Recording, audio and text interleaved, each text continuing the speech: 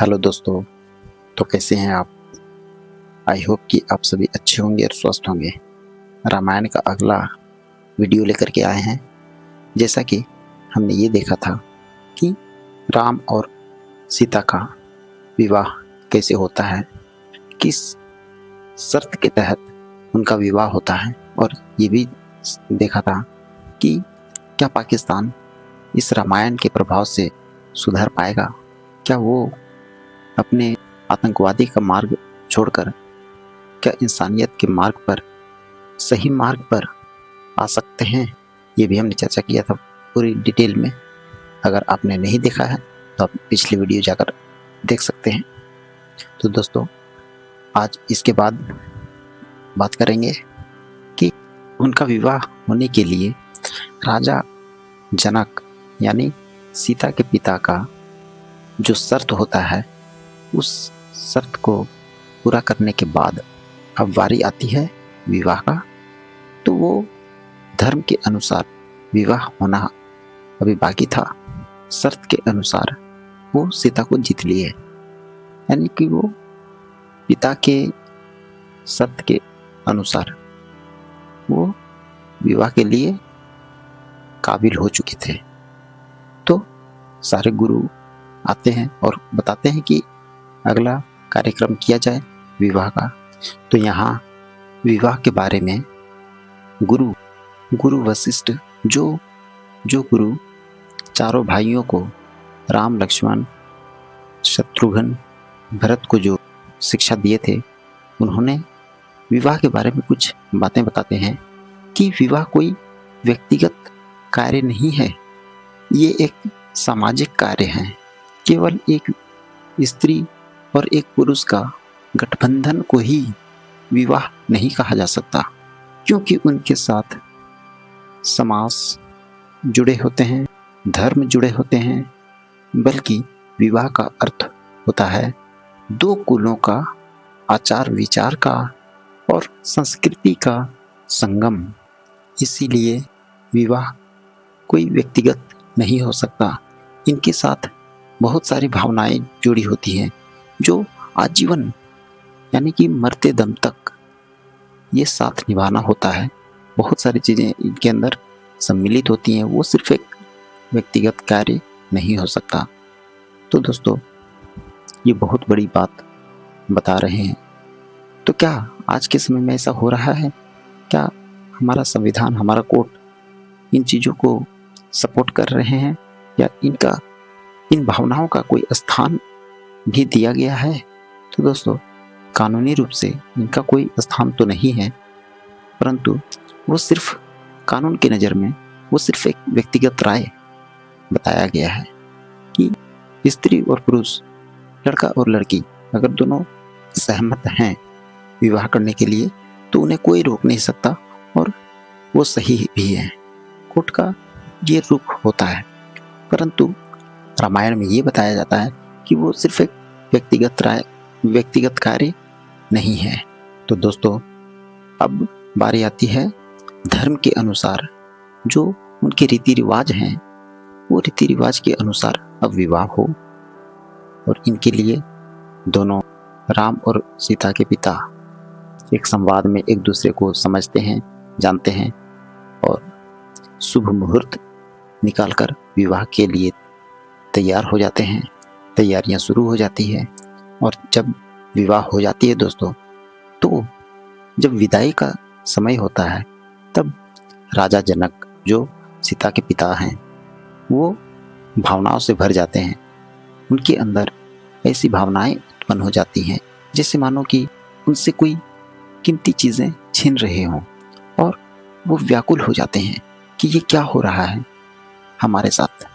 और राजा दशरथ के कक्ष में जाकर उनसे विनती करते हैं, उनसे गुहार लगाते हैं, उनसे प्रार्थना करते हैं कि सीता की शादी होने के बाद उन पर अधिकार नहीं रख सकता, परंतु मैं अपने आप को संभाल नहीं पा रहा हूँ कि वो हमारी नज़रों से एक बार में अलग हो जाए, जिससे हमने इतने सालों से अपने पास रखा है, वो एक झटके में मैं कैसे दूर कर दूं।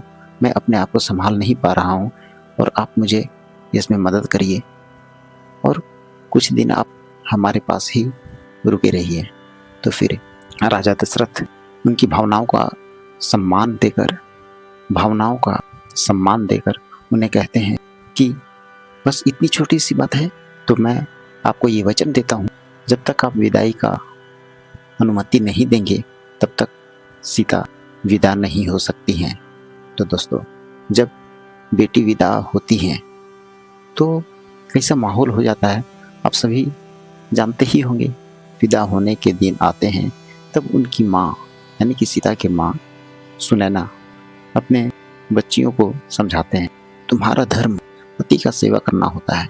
एक पत्नी का धर्म और सबसे बड़ा धर्म यह है अपने पति का सेवा करे, का पूजा करे, क्योंकि वो परमेश्वर होते हैं और वो सबसे बड़ा भगवान भी एक पत्नी के लिए पति ही होते हैं। जो पत्नी अपने पति का पूजा करती है, भगवान भी उस स्त्री से डरते हैं। जी हाँ दोस्तों, बहुत बड़ी बात उन्होंने कह दिया। जो स्त्री अपने पति के पूजा करती है, भगवान भी उस स्त्री से डरते हैं।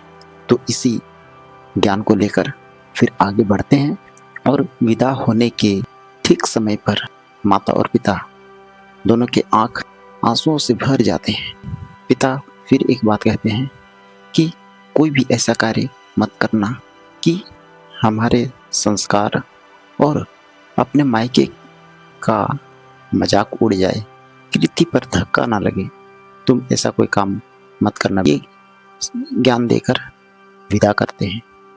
और फिर दोस्तों, कुछ दिनों के बाद विदाई का समय जब होता है तो उन्हें विदा करने का इच्छा तो नहीं होता है, परंतु समय सबसे बड़ा बलवान होता है, उन्हें विदा करना पड़ता है। फिर वो चले जाते हैं ससुराल, यानी कि सीता अपने ससुराल चली जाती है। विदा होकर सीता के कक्ष में जैसे ही राम प्रवेश करते हैं तो सीता अपने पति का यानी कि राम का चरण स्पर्श करती है। और वो जब इनका कारण पूछते हैं ये क्यों, तो वो जवाब देती है कि हमारे माता ने कहा है कि पति परमेश्वर होते हैं। तो राम ने कहा कि आपने तो माता की बात सुन ली, अब क्या हमारे भी एक बात सुनेंगी।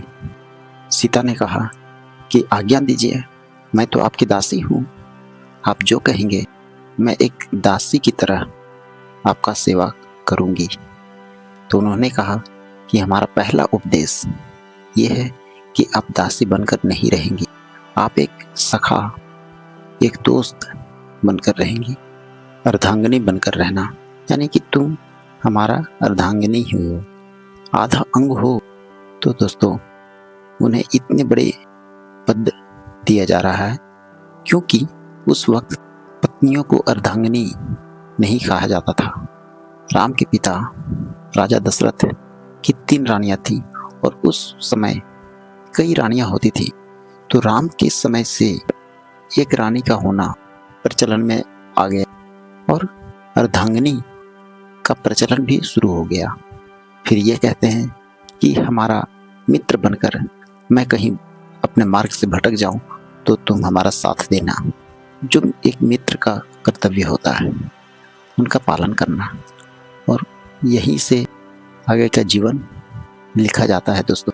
और कहते हैं कि मेरी माता ने ये कहा है कि प्रथम स्पर्श को याद बनाए रखने के लिए एक भेंट जरूर देना, अपनी पत्नी को एक भेंट जरूर देना। और वो भेंट मैं एक वचन लेकर के आया हूँ कि ये भेंट कोई वस्तु नहीं बल्कि एक वचन होगा। और ये वचन ये है कि मैं दूसरी शादी नहीं करूँगा, ये मैं प्रण लेता हूँ, क्योंकि राजाओं को कई शादियाँ करने का अधिकार है। तो दोस्तों, यहाँ बाल कांड यही समाप्त होता है और इसके बाद फिर अयोध्या कांड शुरू होगा। तो ये अयोध्या कांड काफ़ी महत्वपूर्ण भी है क्योंकि इसमें त्याग, बलिदान, बहुत बड़े स्तर पर भावनाओं का यहाँ प्रदर्शन होने वाला है। तो दोस्तों, अयोध्या कांड काफ़ी महत्वपूर्ण भी है। तो अगले वीडियो में अयोध्या कांड से शुरू होगा। तब तक के लिए दोस्तों धन्यवाद। आपका दिन शुभ रहे। जय हिंद।